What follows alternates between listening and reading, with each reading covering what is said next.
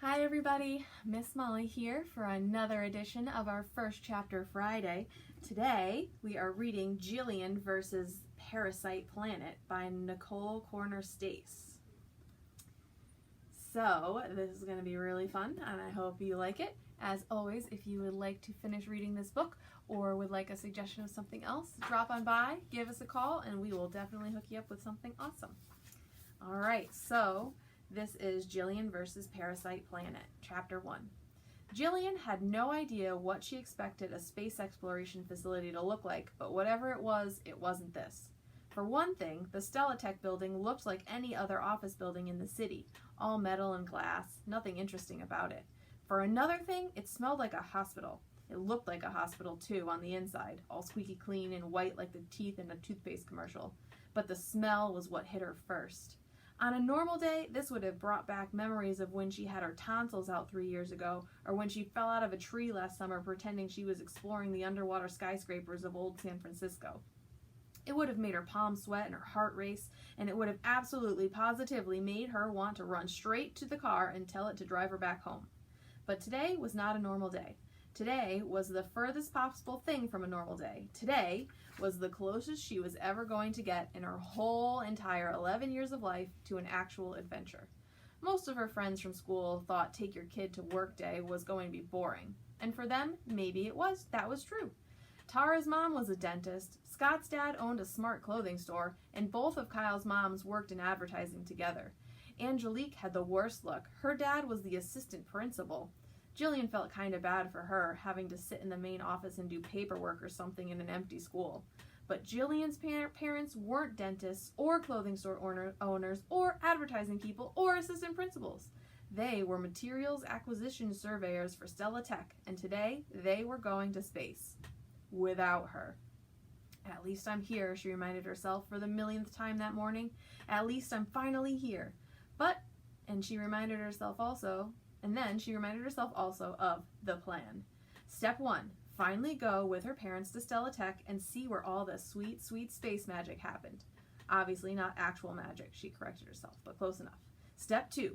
Be on her absolute, positive, 100% best behavior. Do whatever her parents and the other Stellatech people asked of her with zero complaints.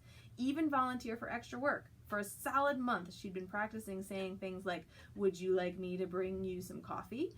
And "Let me help you with that." And "No, please, after you, I'll hold the door." Basically, make herself useful in any and every way possible. Step 3. By accomplishing Step 2, make her parents and the other Stellatech people realize how responsible and helpful and unleave-behindable she really was. Specifically, how useful she would be on an actual mission, in actual space.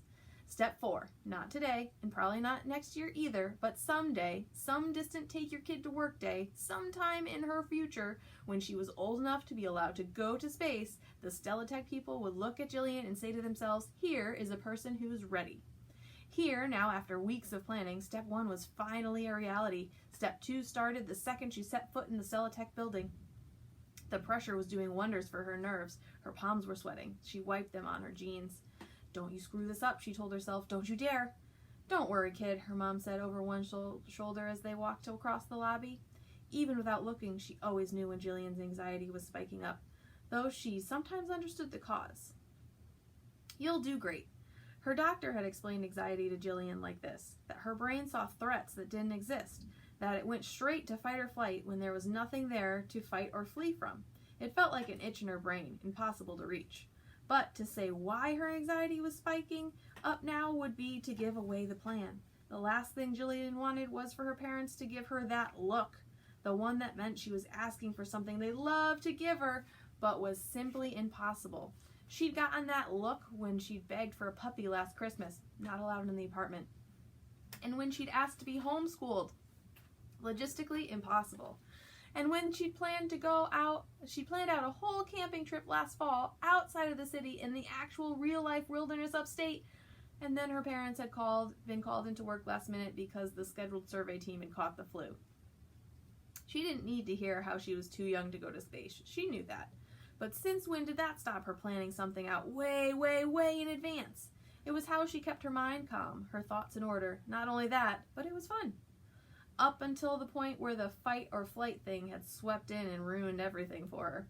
Shh, Jillian whispered to her brain, out loud this time, but not so loud that anyone else would hear. She'd never been in the Stella Tech facility before. She'd seen it in the documentary last year, of course, just like everybody else, but watching it on a screen wasn't remotely the same thing as being there herself. It looked bigger and shinier, more intimidating.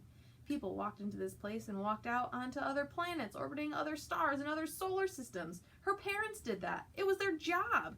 Plan or no, it didn't really hit her until she was looking up at the same high ceilings, her sneakers squeaking at the same floor. Materials acquisition surveyor sounded like somebody had spent a week trying to think up the most boring sounding name possible for a job that didn't actually sound boring at all. It actually sounded awesome. Her dad said they were scientist explorers. Her mom said they were more like treasure hunters looking for usable resources on other planets. Earth had all been explored long ago, even to the bottom of the sea in the early 2040s. That had showed up in Jillian's science test every year since 4th grade. It had all been explored, and way too much of it had been used up. They needed to look somewhere else. So that's the first few pages of Jillian vs. Parasite Planet. If you would like to read that one, definitely give us a call, and we'll see you guys next time.